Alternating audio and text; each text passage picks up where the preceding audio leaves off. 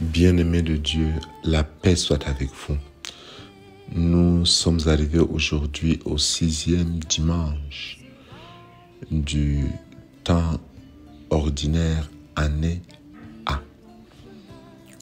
La première lecture qui nous est donnée vient du livre de Ben Sira le Sage, accompagné par le psaume 118, alors que la deuxième lecture est de la première lettre de Saint Paul aux Corinthiens et l'évangile selon Saint Matthieu. Continuant notre cheminement avec Matthieu, nous pouvons nous poser légitimement cette question: comment maintenir en nous la splendeur de la lumière divine? Comment développer en nous la saveur de Dieu, la beauté de Dieu? Les textes d'aujourd'hui nous donnent un chemin. C'est en accueillant la loi que Dieu nous propose, en accueillant les commandements que Dieu nous propose, en accueillant le chemin du bonheur qu'il nous propose. Ainsi, Saint Paul nous donne de comprendre dans la première lecture que la parole de Dieu, les commandements de Dieu sont un mystère, sont une sagesse qui révèle le mystère de Dieu, un mystère ténu, caché depuis longtemps.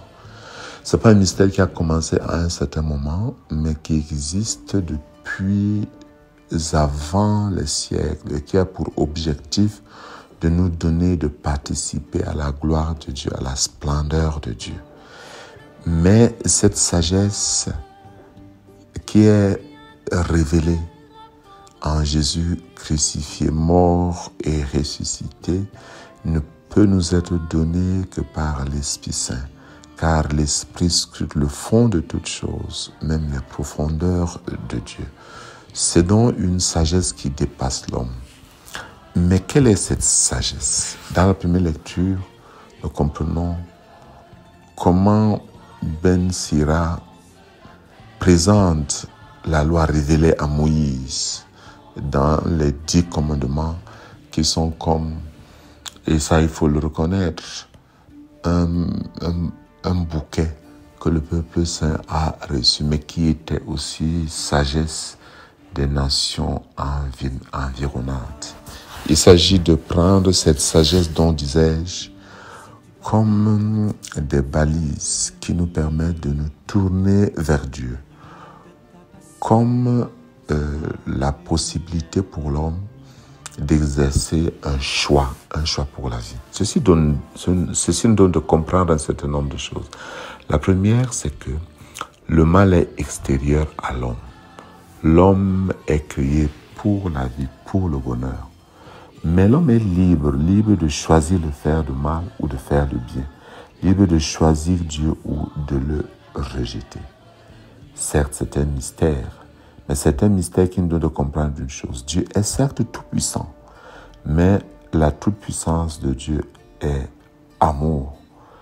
Et l'amour veut toujours rendre l'autre libre.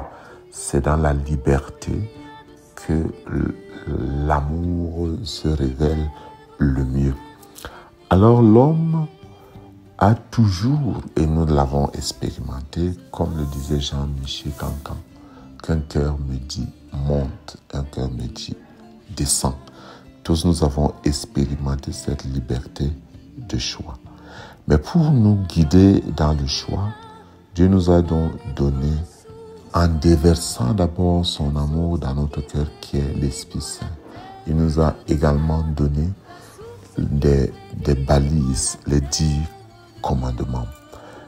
Les 10 commandements que nous connaissons: tu aimeras le Seigneur, ton Dieu, de tout ton cœur. Nous devons les accueillir comme un premier jet du projet de Dieu. Mais ce premier jet, Jésus l'assume, il le prend comme un acquis et nous amène à le dépasser, à aller plus loin. Voilà pourquoi il dit, on vous a dit, mais moi je vous dis.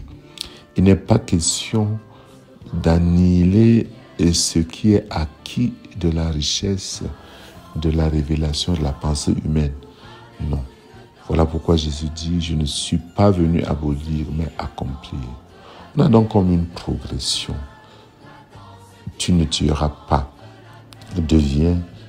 Tu ne dois même pas te mettre en colère et tu dois aller jusqu'à pardonner.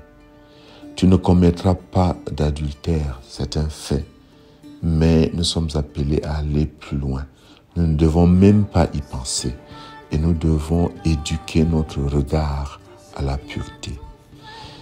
Nous savons très bien qu'il ne faut pas faire de faux serments, mais nous sommes appelés à aller plus loin, à ne même pas faire de serments du tout, mais à être des hommes d'honneur, des hommes de parole, que toute parole de ta bouche soit vraie, que ton oui soit oui, que ton non soit non.